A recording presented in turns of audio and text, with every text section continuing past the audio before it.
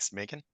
Well, we are really lucky today. We have Todd Bridges hailing from Clovis, California, but his talk is going to take us all over the country and maybe even internationally. Uh, Todd doesn't need much of an introduction, but for some of you, I will give some highlights of his career. Uh, Todd Bridges is a professor of practice and resilient and sustainable systems in the College of Engineering at the University of Georgia.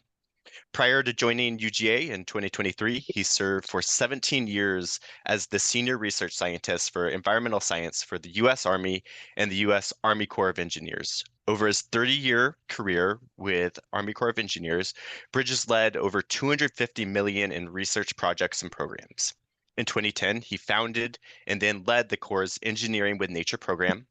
Among his hundreds of publications, Bridges led a 5-year collaboration across the public and private sectors to develop and publish international guidelines on natural and nature-based features for flood risk management. Dr. Bridges received a Distinguished Presidential Rank Award from President Biden in 2021 for exceptional leadership, accomplishments, and service. Wow, what an introduction. Take it away, Todd. Okay, let me get my presentation up here. I'll let you tell me when it starts looking okay. Can you pop us in the full screen? Yeah, is it up there now? Yes, we see a single slide that says the multi-hazard world. There we go. Gotcha. Okay, so you still see that? Everything's good. Okay, well, yeah, thanks for the opportunity to be here with you. As was noted by Michael, I was born and raised in Clovis, California. I moved out of the state in 1988 and have now lived elsewhere longer, but all things California attract my attention. And I stay keenly interested in what's going on in the state and engage periodically on various topics, including my favorite one on nature-based solutions. And I'm going to begin with a couple of quotes. It might strike you as odd. I don't know. This is my first time of quoting E.B. White. And why should I be quoting E.B. White on a talk on nature-based solutions and landscape resilience? Well, I think anybody that could sell 45 million copies of a book about a little girl, a pig, and a spider might have important things to say about a whole range of topics. And I think this quote is apropos. He said, "I would feel more optimistic about a bright future for man if he spent less time proving that he can outwit nature and more time tasting her sweetness and respecting her seniority." That's going to be a theme, I think, of this talk. Frank Herbert, who wrote the book Dune, sold about 20 million copies worldwide, focuses more on ecology, but he said the thing the ecologically illiterate don't realize about an ecosystem is that it's a system. A system, he says. A system maintains a certain fluid stability that can be destroyed by a misstep in just one niche. The system has order, a flowing from point to point. If something dams the flow, order collapses. The untrained miss the collapse until too late. That's why the highest function of ecology is the understanding of consequences. And then I quote myself, I haven't sold millions of books. I've given a few away. But living in harmony with nature is about going with the flow. And so that's somewhat the theme here. And I'm going to move hopefully quickly through the slides that I've prepared today. And if you would like copies of those, you're more than welcome to them. So here we go. What about the cost of disrupted flow, especially through human engineering? This is a bit off topic, but just a little bit I would suggest if we think about roadways, highways, and roads in the United States. We have more than 4 million miles of roadway in the United States. This map actually shows, you can see all the grayed out areas, every road in the conterminous US. What about the flows? Well, if we just think about animals, more than 1 million vertebrate animals are killed on US roads every day. You can do the math. 300 million plus vertebrate animals are killed in the United States annually. In addition to that, human wildlife collisions on roadways are responsible for more than 200 human deaths annually, 26,000 injuries, and more than $8 billion in property damage. And then I have the statistic, it's been estimated more than 200 trillion insects are killed on roads annually worldwide. Human engineering does affect flows within nature. And Ben Goldfarb's book on this topic, across the title, which is Crossings, is a very good read on the subject if you're interested in this topic. We do live in a multi-hazard world, and I've not represented all the kinds of hazards that we're exposed to just in this one slide, but there's a fair smattering of events that we would consider to be of natural origin, if you will, flooding and earthquakes, which are of course exacerbated in the case of floods and drought by climate change.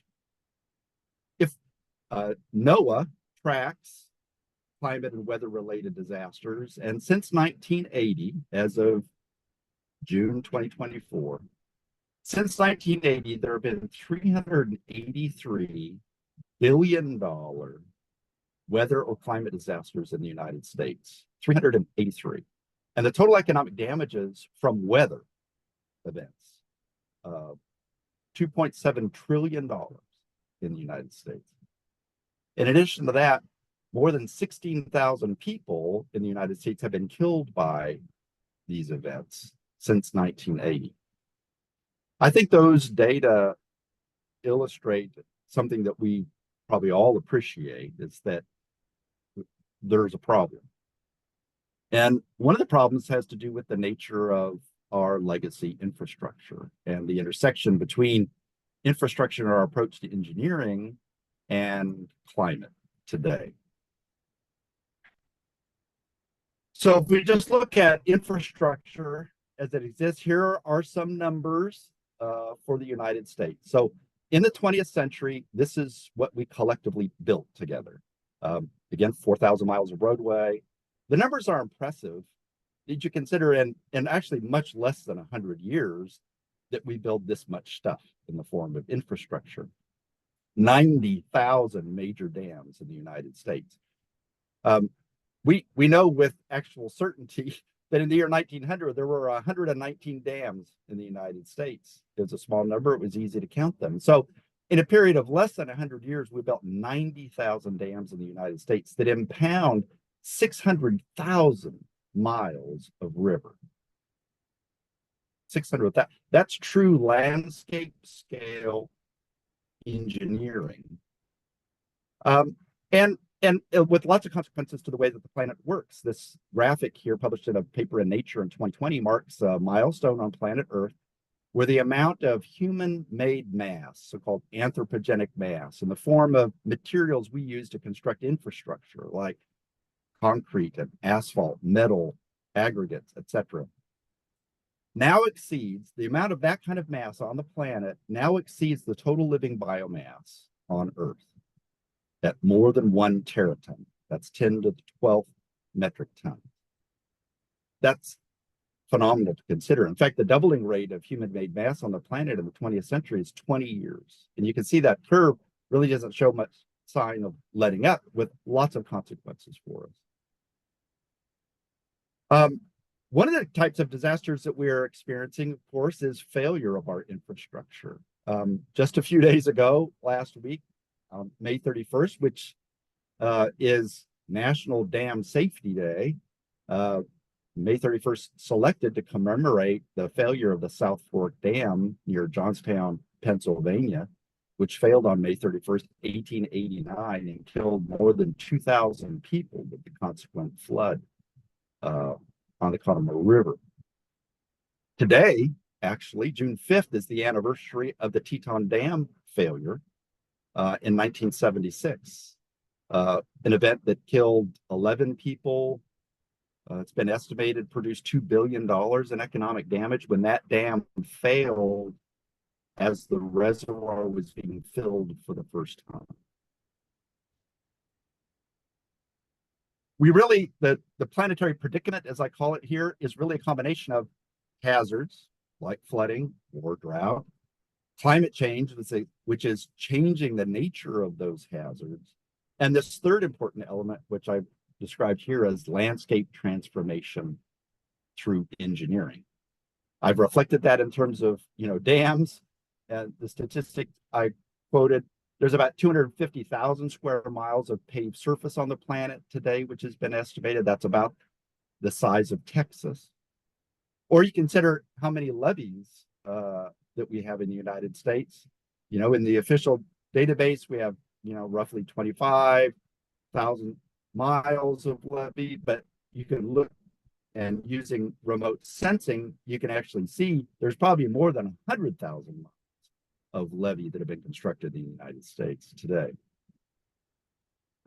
We have transformed the landscape since European colonization, and we can see expressions of this in all sorts of ways. The Dust Bowl is one expression of that.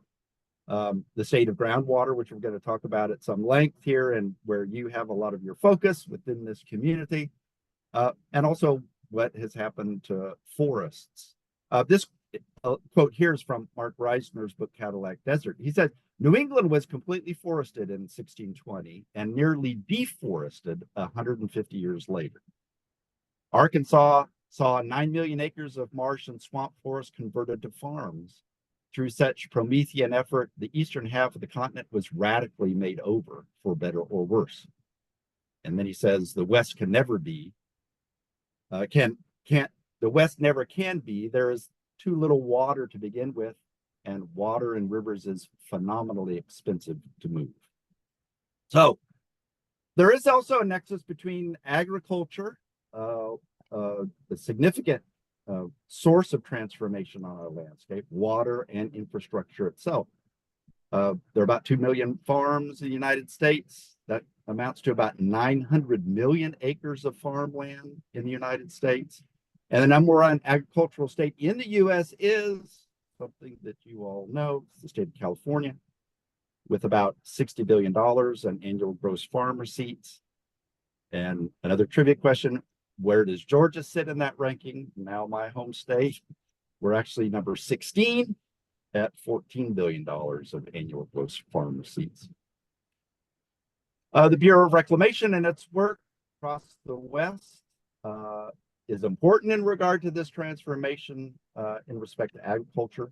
Nearly 300 reservoirs operated by the Bureau, and they're responsible for providing water that irrigates about 10 million acres of farmland. That sounds like a lot, but actually it's about the size of the state of Maryland, which is our 8th smallest state. But that 10 million acres produces a lot of vegetables and a lot of fresh fruit and nuts in the United States.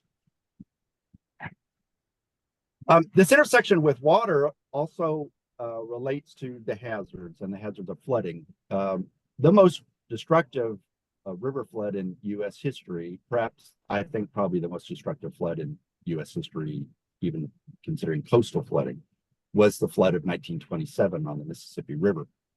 That event displaced 700,000 people and drove nearly 1 million people from their homes at the time. And this is when the country's population was about 120 million. So almost 1% of the population was driven from their homes during this event. The river was south of Mississippi. The Mississippi River was 80 miles wide during the peak of the flood. It was a hugely damaging event that has had ramifications for the country for decades. It gave rise to, that flood gave rise to, through legislation, the creation of the Mississippi River and Tributaries Project of the Corps of Engineers. And basically the call of Congress and the country was, you know, control this river, but we're not going to have a repeat of that. And the Corps got busy and went to work. Over 3,000 miles of levee were constructed on the Mississippi River. 1,000 miles of articulated concrete mat was used to stabilize the position, if you will, of the river. A whole range of infrastructure was constructed to address the potential for large-scale flooding on the river as a result of that event. But there is this ag infrastructure nexus. If you just think about corn, for example, I took this picture of a cornfield in Nebraska a few years ago. we have about 90 million acres of corn in cultivation in the United States. That's roughly the size of Montana. We're the #1 producer of corn in the world. 40% of that produce is exported, and half of that export is transported on the inland navigation system, significantly on the Mississippi River itself. So our infrastructure and what we've done to rivers has many aspects to it, including flood management, but also ag and other industries. And I probably don't have to tell much about this story. I use this story a lot in other places that are less familiar with California's history, and the history of the San Joaquin Valley, where I'm from, and many of you are, no doubt are as well. And I remember quite distinctly reading for the first time as an adult Wallace Smith's book, The Garden of the Sun. It really rocked my world because even though I was born and raised in the valley, I didn't have an appreciation for what the valley was like before Europeans. And the first European to wander into the valley purposefully was a Spaniard by the name of Pedro Fagus, and it was in the year 1772. And what he saw in that landscape bears no resemblance at all to what the landscape looks like today. In the words that document that event, he saw a great plain, and in it some immense tule marshes with many large lakes and rivers and abundant wildlife. It was a place that was, quote, thickly peopled, having many large rancherias, and abounds in grain and deer and bears and geese and ducks and cranes, indeed every kind of animal, terrestrial and aerial, unquote. And you know the story quite well. In the last few years, this story has become even more widely known with respect to Tulare Lake. And the significance of that lake on the landscape is documented by this simulated satellite image that Mark Clark produced. If a satellite was parked over California in the year 1851, what would it have seen? Well, it would have seen Tulare Lake. During what years that lake could be 700 square miles in size. And the construction of 3 dams, the Terminus, the Success, and Pine Flat dams, basically brought that lake to extinction, except for when Mother Nature decides otherwise, as it did last year. But we've done this to other places in California and elsewhere in the country. This is called, well, I call it the LA, and put in quotes, river. So there was a flood in March of 1938 in Los Angeles that was responsible for killing 100 people, about $70 million in economic damages. And the decision was made collectively, we're not going to let that happen again. And for all intents and purposes, the LA River, the 50 miles of it, more or less, turned into a ditch to drain water through the basin. The story of U.S. wetlands kind of reflects this pattern across the United States. So in the 1700s, before European colonization, it's estimated that there were about 220 million acres of wetlands in the conterminous United States. Today, we have roughly 110 million acres. So in the period of time of our country's settlement and development, we've lost half of the inventory of wetlands, with all sorts of consequences, ecological, as well as from a standpoint of the hazards and the risks that we face. And we are surrounded by reminders of the consequences of these kinds of landscape transformative activities and climate change. And these events, pictured on the left, on the right is the Peshtigo, Wisconsin wildfire, the most lethal wildfire in U.S. history in 1871. Not that many people maybe know about it because it was overshadowed by another event that happened at the same time, and that was the Great Chicago Fire, which captured the nation's attention rather than this wildfire that killed 2,000 people in rural Wisconsin. But landscape transformation is relevant to this if we just consider even the Lahaina Maui fire in last summer. That the city of Lahaina was surrounded by hydrated wetland. I mean, it was just a hydrated area surrounded by wetlands. Those wetlands were drained and plantation agriculture was developed. And as those plantations went out of business, that landscape, dehydrated landscape, was overcome by invasive species and other forms of plant, which have significantly increased and obviously demonstrated last summer the potential for and the eventual wildfire that we saw develop.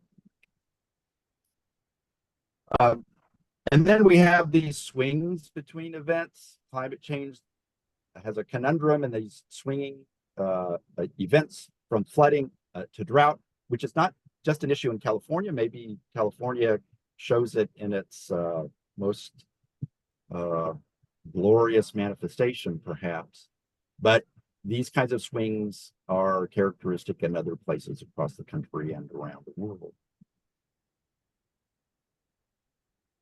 We can see the consequences of drought. We generally don't think about drought being an issue in the middle part of the country, but indeed it is. And here last year, we had a saltwater wedge traveling up the Mississippi River because of low flows due to drought conditions in the heartland of the country. Now, this has happened before. This has an issue, but it is also exacerbated by the nature of what we've done to the river and to the infrastructure itself. And the deepening of that channel to support commercial navigation provides a pathway for the saltwater wedge to penetrate more deeply than it would have otherwise. And in fact, during this event last year, the Corps of Engineers was supporting, communities in New Orleans and south of New Orleans by literally barging down fresh water from the north to these communities whose freshwater intakes were compromised by this circumstance. We also have, of course, high flows on rivers, and these high flows, in addition to, if you will, creating risks to our property and to our lives, but they also create not only islands and other kinds of features within rivers, as documented on the left-hand side of the slide in the Missouri, but these high flow events are also responsible for land formation, the formation of land in Louisiana, which is suffering greatly from loss of land due to the manipulations of the engineering of the river, which is limiting the discharge of sediments and delta formation, which happened for millennia prior to human engineering of the river. Other places in the world are experiencing these kinds of conditions, this misalignment between climate and engineering, including in Europe and in all places, the Netherlands, which is not a place you think of being subject to drought, but nevertheless it is. And I've quoted here a Dutch blueberry grower from this piece in the New York Times. It says, "We are world champions in making land dry. Now we are trying to turn that system around because we overshot." And the Netherlands has a very vibrant agricultural economy, but they need water, obviously, to support that. This, and the link is here, the New York Times actually surfaced this issue, if you will, of groundwater and groundwater in the United States, with some research here that they title "America is Using Up Its Groundwater Like There's No Tomorrow." And they collected data from more than 80,000 monitoring wells and did a trend analysis going back to 1920 and identified hot spots for the groundwater crisis across the United States. And you see this depicted here. The hotter the colors, the greater the decline in these groundwater aquifers across the United States. So I guess misery loves company in the sense that, it's not just California. Of course, California has these issues in a significant way, but other places across the country as well, which you can see depicted here from the Ogallala Aquifer, Nebraska and Kansas and Oklahoma and Texas in the middle of the country, but in places like Maryland or Long Island New York, or of all places, Arkansas, the Delta region of Mississippi. They partially as a consequence for river engineering and other activities. A lot of this in these areas related to agricultural draws upon groundwater resources. So I'm asking this question here, what will a sustainable future look like? And this is a transition we're making to nature-based solutions. And I'm quoting here NEPA, the legislation, which I think has probably the best definition of sustainability from my point of view, to create and maintain conditions under which humans and nature can exist in productive harmony. So how can we exist in productive harmony? And how do we reconcile that or combine that with concepts like regenerative agriculture or nature positive infrastructure or this notion of the circular economy? So it's been referenced previously. We had a program within the Corps of Engineers, a program I started back in 2010 that we called Engineering with Nature. When we started this program, the term nature-based solutions hadn't been invented yet. It wasn't in use, but that's basically what the program is about. How to combine engineering with nature-based approaches or nature itself to deliver in a more sustainable fashion the economic, environmental, and social benefits that we seek through interventions. We've seen a growing interest in the United States and around the world in nature-based solutions. On Earth Day in 2022, President Biden issued an executive order on strengthening the nation's forest communities and local economies, and the fourth section of that executive order, 14072, was titled Deploying Nature-Based Solutions to Tackle Climate Change and Enhance Resilience. One of the outcomes of that was to commission the report that you see on the right-hand side of the slide on opportunities to accelerate nature-based solutions across the federal family. And there have been a whole series of other reports and supporting documents that have been produced as a consequence and a result of that. Nature-based solutions take a variety of forms. This is my shorthand definition of it: conserving, restoring, and engineering nature for the benefit of people and nature. Whether you're talking about coastal storms or inland flooding, surface heat reduction, or maybe the area that we're focusing on here, drought and wildfire resilience, there are nature-based solutions that fit those needs. And we should recognize that there's not anything really new about this. You can trace back the use of what we now call nature-based solutions for thousands and thousands of years in the United States and elsewhere around the world. And I like to think of beaver in this context. There are estimates that there may have been as many as 400 million beaver in North America before the arrival of Europeans. And we almost exterminated, almost brought them to extinction. There was basically only 1% of that population by the year 1900.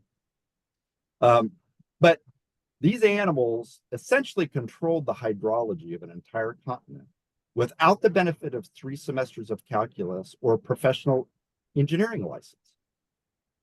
So nature-based solutions, I think, have great power when used and applied at the right scale. So let's talk about some other commitments within the government that are relevant to this topic.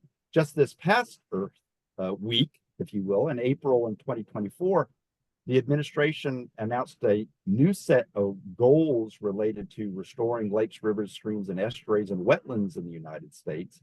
And the administration set, in fact, 2 goals, which are both listed here: to reconnect, restore, and protect 8 million acres of wetlands by 2030, with an emphasis on forested, vegetated peat, soil, brackish, and tidal wetlands. And the second goal was to reconnect, restore, and protect 100,000 miles of the nation's rivers and streams by 2030, using approaches like removal of impediments and stream bank restoration. Now, how is this going to happen? To the best of my knowledge, it hasn't been worked out. But the setting of such an important, and I would say significant goal aligns with the priorities as well as the interest in nature-based solutions.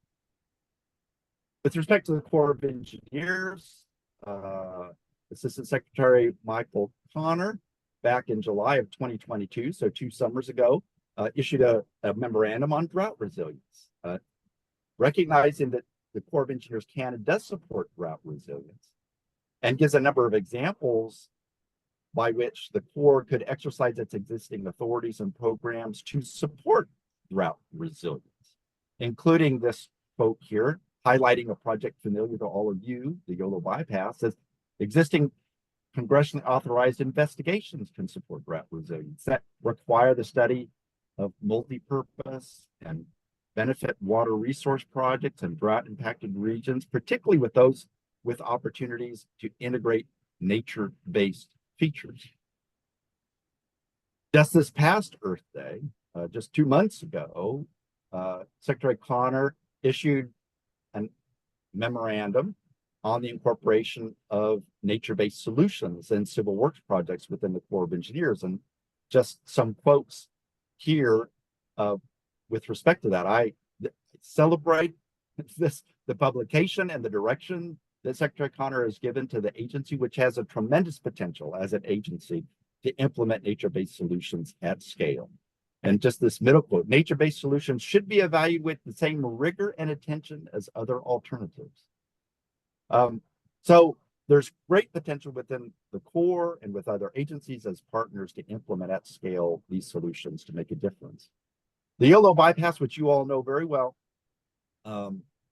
I think is a fantastic example, and I use it around the country and have used it around the world to illustrate probably one of the largest, I think, and most mature nature-based solutions in the country. Again, not a term that was used or applied at the time that this project was developed and modified over the years. But as you know, I mean, the first structure went into the ground there in 1960 with the Sacramento Weir. A tremendous example of how we can use landscapes to reduce risks, but also create other values, like those associated with the YOLO bypass wildlife area, all 16,000 acres of it. These kinds of projects at scale are occurring in other places. Here's a Highway 2 levee setback on the Missouri River. This is a 1,000-acre setback, pulling the levee away from the river, restoring floodplain for the purposes of, I would say, flood risk management, but also providing a whole range of other services, environmental and social, as a result of that. We can look in Europe in the Belgian Sigma plan, which has been underway for nearly 40 years, where they have been intervening in multiple places within this watershed of the Scheldt River to reduce flood risks, restoring natural systems and functions, but at the same time, creating resilience for communities within this watershed. With respect to groundwater recharge, a couple years ago, I spent some time in the greater Phoenix area and became aware of this project, the Gilbert Riparian Preserve. This is a 110-acre park in Gilbert, Arizona, the greater Phoenix area. It was built more than 20 years ago, this park, from ag land.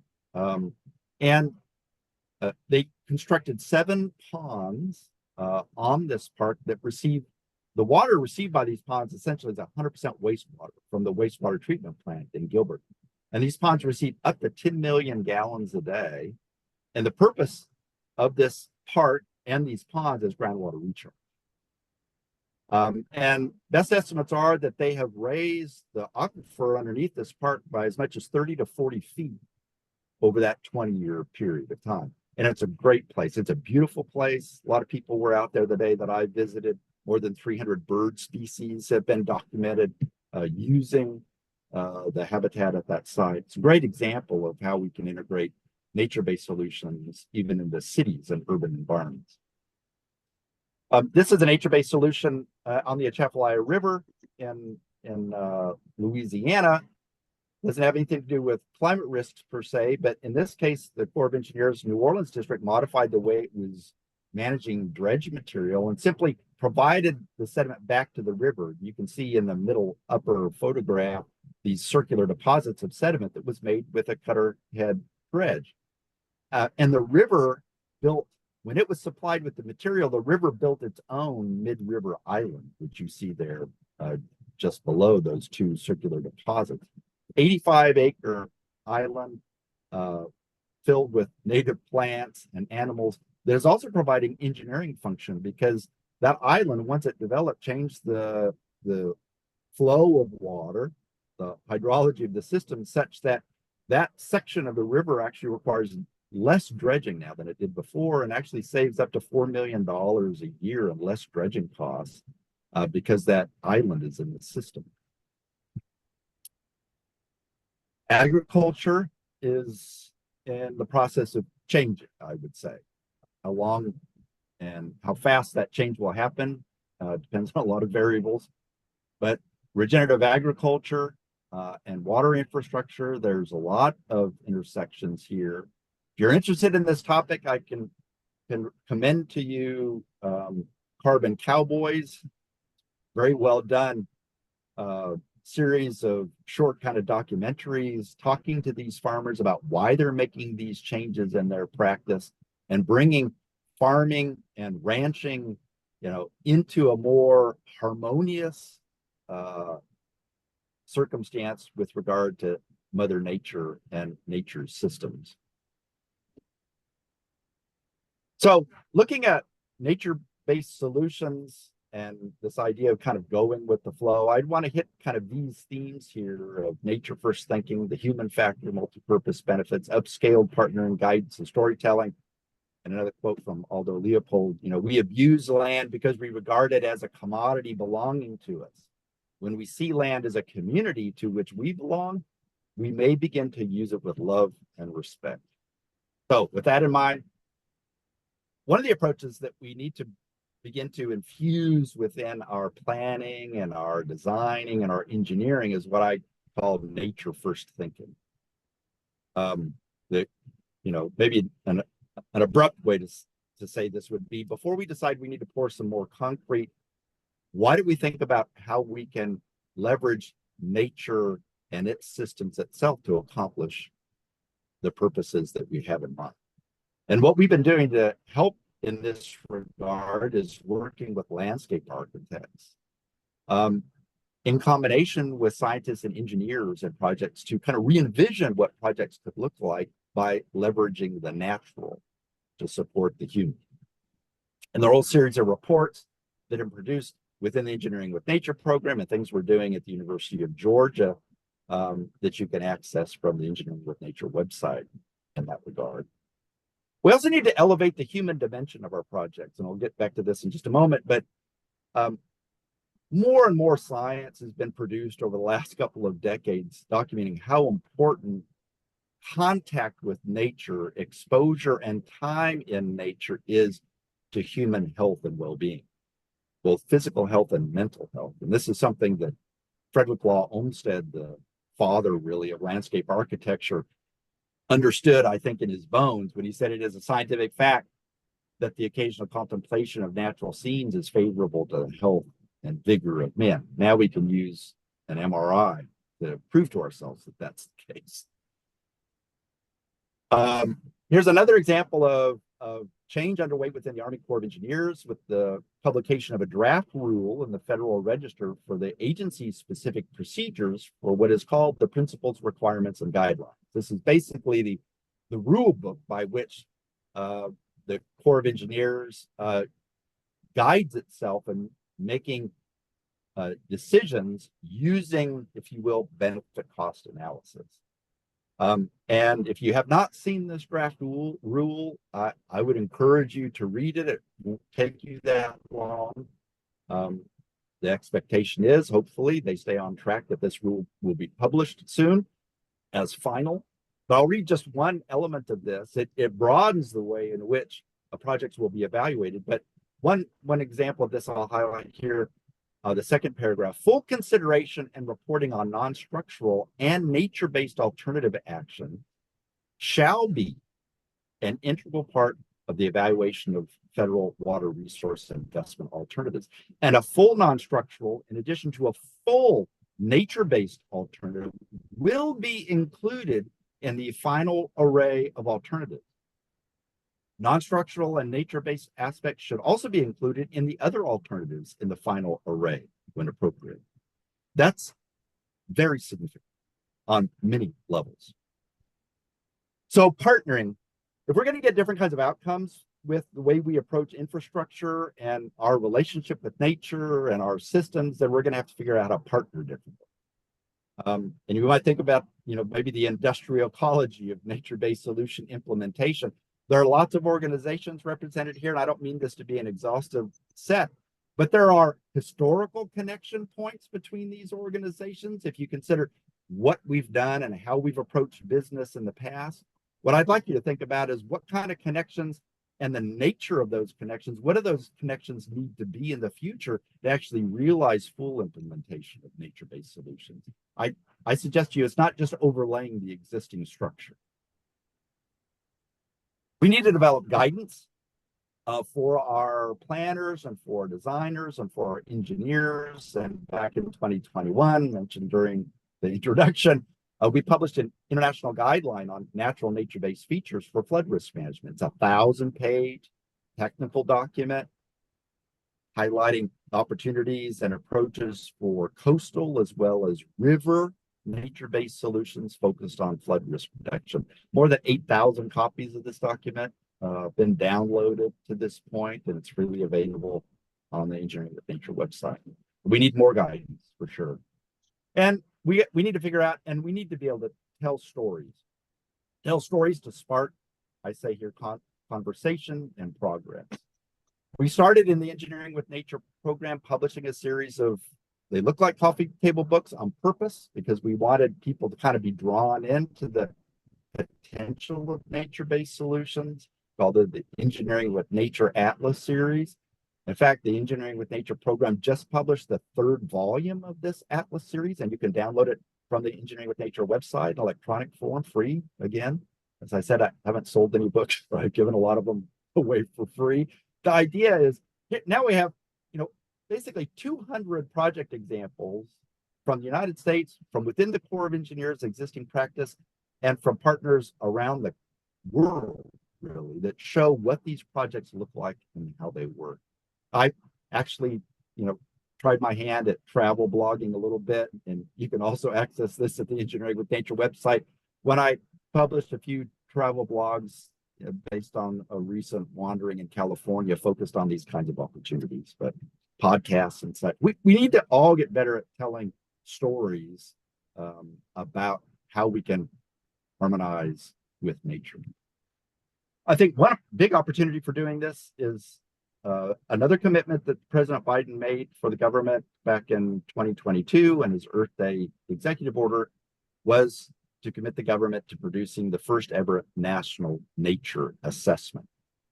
You might think of it as similar to the National Climate Assessment series. This is the first national nature assessment. And I've listed here the chapters that are going to be produced in this national assessment. And I'm both humbled and also a little intimidated by the fact that I'm the lead author, was asked to be the lead author on the chapter listed in number 8 position here on nature and our safety and security, which, as you might imagine, we'll have a few things to say about nature-based solutions. I'm going to end with a bit of a commercial for things that we're doing at the University of Georgia and our Institute for Resilient Infrastructure Systems, IRIS. We have more than 50 faculty and researchers across 15 different units, colleges, and organizations across campus focused on this intersection between natural and conventional infrastructure and how we can deliver these kinds of systems at national scale. More than 60 graduate students, a whole range of projects underway, and I would direct you to the website where you can learn more about what we're doing. I'm also happy to talk with you via email or on the phone about this. One of the events that we had recently, in fact, just this past November, we had an industry summit on nature-based solutions here in Athens, Georgia. We had over 100 participants from 50 for-profit, nonprofit organizations working together over 2 days to identify opportunities really to go full scale with nature-based solutions and to engage specifically on how the private sector can help do that. And there's my last slide. So going with the flow and nature-based solutions. So what are the big opportunities for making our landscapes, rivers, coasts, communities, and economies more sustainable and resilient? What challenges and opportunities are there for full-scale nature-based solution implementation? By full-scale, my personal vision for full-scale nature-based solutions is that in our country, we would have thousands of these projects encompassing millions of acres from sea to shining sea. That's my personal vision for it. What guidance and tools do we need? What advancements in policy and regulation are needed? And how should we be educating? And there's no greater place to start than California. You know, I'm bringing up these images again, looking at what it maybe was and what California is today. I think surely California can address many of the challenges that currently confronts by incorporating more nature into what the state is today. Thank you.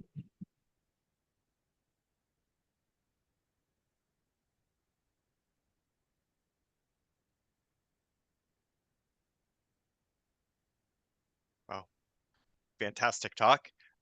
There's not a lot in the chat right now, so please add your questions. And if you have a question directly, why don't you come off mute or jump on your video. Byron, did you have a question or something you wanted to add?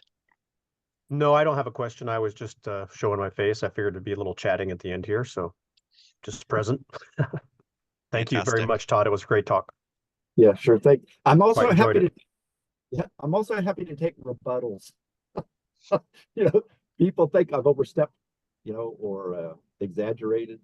I'm happy to have that discussion too. Well, I will start with a question. We are all here as part of the California LunchMAR network. You also represent different networks, Network for Engineering and Nature, and many other institutions. What do you think the best way for kind of different groups that kind of have similar goals and outcomes to collaborate? How can we work with the Network of Engineering with Nature? What is kind of a goal for kind of a smaller network like the California LunchMAR network? Yeah. No, I think you raise a very good point because I think what I see happening now, Michael, is kind of a network of networks. You know, we certainly have the Network for Engineering with Nature, which the University of Georgia and the Corps of Engineers formed. I guess now it's been 5 years ago, and we're approaching like 30 partners in that, and that's across government, the private sector, for-profit and nonprofit, as well as the government, private sector, academia. And we have UC Santa Cruz is a member, you know, of the network, because these issues are the same pretty much everywhere. I understand the you know, the specifics, and they do matter, but that's why I was using that New York Times groundwater. Groundwater is a crisis across the entire country. It's very intense in California, but it's a crisis everywhere. Okay. So we need to learn from each other more here. We're working right now, the University of Georgia is working with the Walton Family Foundation through a gift where they basically want to take the Network for Engineering with Nature model, and they want to regionalize it for the Mississippi River watershed and the Colorado River watershed. And I think there's a lot of value in this kind of regionalization. California has its own circumstances for sure, you know. So I think a regional network and then a network of networks here is the way to not just spread the gospel, but, you know, to spread, you know, experience and knowledge that's rooted in on the ground, you know, activities in these places. Thanks. Looks like Melanie has a question if you want to come off mute, and then I will get to Camille's question in the chat. Hey, Todd. Hey, Melanie. It's good to see you. It's good to see you. Great presentation. Thanks, as always. I guess I'm really interested in learning about what sort of steps are being laid out in order to integrate this program across the other business lines. I think that's what you call them, of the core. So we don't end up, you know, siloing as we are so prone to do. And I, there is a tension where an existing business line has authority on this, that, or the other, and you're like, hey, but EWN, and they're like, nope, that's somebody else, and that's not happening. Yeah. So, what do you see as the steps to really make this integrate and permeate across all the business lines? Thanks. Yeah, that's a very good question, Melanie. And I think that journey is underway. I'll just draw a connection, for example, between, say, flood risk management and the Corps' navigation program. So a year and a half ago, January, I believe it was, in 2023, General Spellman, the Chief of Engineers, issued a memorandum within the Corps of Engineers where he established a national goal for beneficial use of dredge material of 70% beneficial use by 2030. And, what does that amount to? Well, it's a huge number because in round numbers, the Corps of Engineers dredges about 200 million cubic yards of sediment every year. And the majority of that is just being thrown away today. And that cannot be the future. When we consider the challenges that we have along our coastlines and our rivers.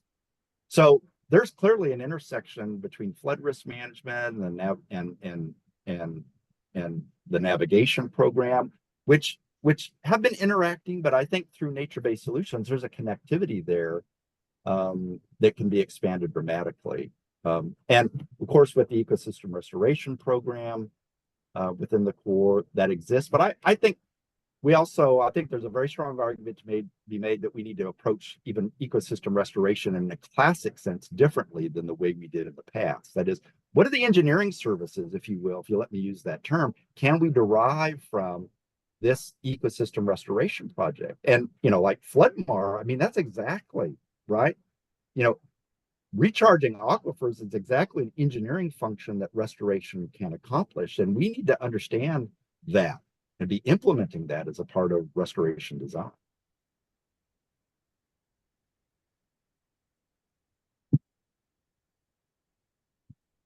Thanks for that. I think I might Thanks. jump So to the next. just a quick follow-up. So are you identifying sort of legislative or policy adaptations that will need to take place in order for this to be more how the Corps does business in the future rather than a side project? Right. Well, and I would say, Melody, I was joking with Michael. Since my retirement, I find myself in the position of being like the Corps channeler or something like that, or the whisperer. But this issue that you're identifying here is, of course, not unique just to the Corps of Engineers. The siloing that exists, it occurs in other organizations within government as well. And I think nature and nature-based solutions can provide a way for us to break down those silos in a way that maybe wasn't going to happen in other contexts. But on your point, I mean, I have strongly advocated, and we're doing work in this space here at UGA and other places. There's as much a need for policy research as there is for research in natural science and engineering. And I think, unfortunately, policy research has not been as visible an activity as it should be in this space, and it needs to be energized.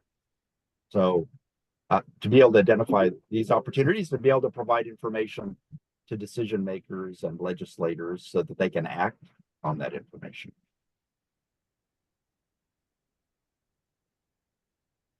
Okay.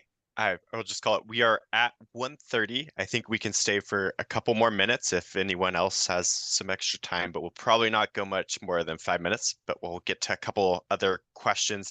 Kimmy had one in the chat, and also kind of a comment of how about guidance on quantitative methods for evaluating project benefits and costs for projects that include nature-based solutions? Yeah, I think that's obviously I'll call it a priority need. There may be many priorities, but that is certainly one. And I think one that could help move progress more significantly than maybe kind of developing a new tool or another paper on some methodology. You need to provide case examples for how to do this so that people can see those, figure out, oh, yeah, that's mostly applicable. 85% of this is applicable to my case. I'm just going to tweak it this way. So I think that's how people learn best and how we can get implementation in that form. So yeah, I think that's a very important topic. And in fact, we're having discussions here and with other organizations about developing kind of a library of case studies of applying, I would call it kind of modern approaches to benefit cost analysis to these more integrated multi-purpose projects, which is at the heart of the agency specific procedures, the draft rule that the Corps is now working on. Awesome. A kind of related question from Jason Wiener is there documentation addressing potential misnomers that implementing engineering with nature is more costly or takes longer to implement than traditional engineering approaches? Yeah. That's a very good point, Jason. I think that assumption should always be challenged, that nature is going to be more expensive. It must always be challenged. And I'll give you the example that I showed you of that island, in point of fact, was the cheapest alternative practice. And not only was it cheaper than any other alternative they had for managing that sediment from the navigation channel, it's returning benefits. That is, it actually is making money. So that's like the poster child project for me. When people claim, oh, this is going to be expensive to do a nature-based solution project, I say, well, no, in fact, this one was cheaper and it's now making money. Guess maybe even a segue. Let's jump to Mark. Looks like he has a question. Hey, Todd. Good to hear from you again. Yeah. Since you jumped into academia, I'm going to give you a really academic question here.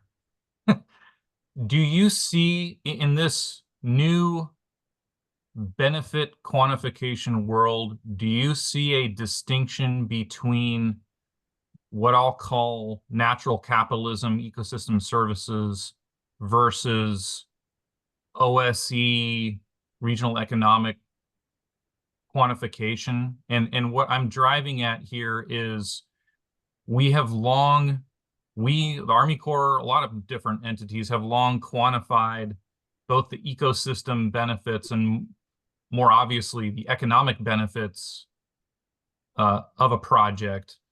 But I don't think we've really done a good job of valuing and taking stock of essentially the opportunity cost of losing those systems. Yeah, I get what you're saying. And the rule is quite clear, on this point, that there is no priority or preference between economic, environmental, and social benefits anymore, according to that rule. So now, and also there's no necessary preference between so-called quantified benefits, or we might say monetized benefits, and non-monetized benefits. Now that obviously creates some challenges. Well, then, okay, how are you going to inform decision making? And there's going to be a lot of learning there, Mark. But as far as my reading of the draft rule, I'm not sure how it could be much better as far as the need that supports 21st century approaches to infrastructure development. And this is why I think we need to develop kind of case study libraries of more innovative practice in this space, because people and organizations are going to have to learn their way into better practice here. There's not going to be, some grand guidance document that's going to come out of some closet someplace that's going to explain magically how all this should work. I think your project is a primo one to be able to illustrate, in a river context, how that could be done. Agreed. Thanks, Todd. Maybe we'll do one last small question for some last thoughts. Drew Reddy asks, how can we ensure that nature-based solutions doesn't become a term used to greenwash business as usual? Yeah, well, this is a good point. I think I was noting, Drew made reference to IUCN's document and definition and their criteria. And and I'm not going to take any issue with the criteria, but I think that's how you approach this. That as we gain experience, as we can document case examples, we need to develop rigorous criteria or metrics which allow us to position a project on some spectrum of, at the risk of sounding very ecological, it's kind of a hyperdimensional volume, right? This spectrum of what makes something a nature-based project. You don't just put a flower pot on your wall and call it a nature-based solution. I mean, everybody would recognize that as ridiculous. And greenwashing is a very, serious issue. And I have raised this concern, for example, with my colleagues in the Corps of Engineers regarding the Chief of Engineers 70 by 30 goal. If you're going to declare this as a beneficial use of sediment, you better be able to substantiate that what you did is beneficial use, right? Because otherwise you're going to be accused of, padding, and you're going to lose credibility, and that's not going to be good for anybody. So I think we're going to have to learn our way into this. I think IUCN's criteria are a good place to start, but we're going to have to build these out, with not just bone, but muscle tissue and everything else, so that we can really get a sensible, tangible sense that, yeah, this project is squarely in the middle of what we consider to be a nature-based solution. And, based on Drew's other point, biodiversity, you got to have living stuff there. And if we are in the midst of a biodiversity crisis on the planet, and living things matter. It's just not the geomorphology. So how is this all working together? And we've been doing work in context of biodiversity and infrastructure. And colleagues and I and others have published a couple of papers here on this topic of nature-based solutions and biodiversity here at UGA in the last several months. We're hoping to start a dialogue on that topic in a substantive way. Thanks so much for the talk, Todd. That was incredible. Yeah, Anything else, my Megan? pleasure. Todd, thank you. Last thing, do you have a link for the draft Army Corps rule that you can share with us? Sorry if yeah. I was sending the PowerPoint, but I didn't No, send no. I could find that and send it to you. I won't be able to do it quick enough right now to put it in the chat or anything, but I will do that. Okay. Yeah, it's pretty easy to Great. find. If folks are interested in that, you can reach out to me. I'll get it from Todd or Todd directly if you know him. But thanks everyone for joining. Todd, thanks for the excellent presentation. My mind is still boggling with some of those introductory statistics you shared. So glad to have you today. Thank you. Yeah, my pleasure. Thanks for the invitation. Bye all.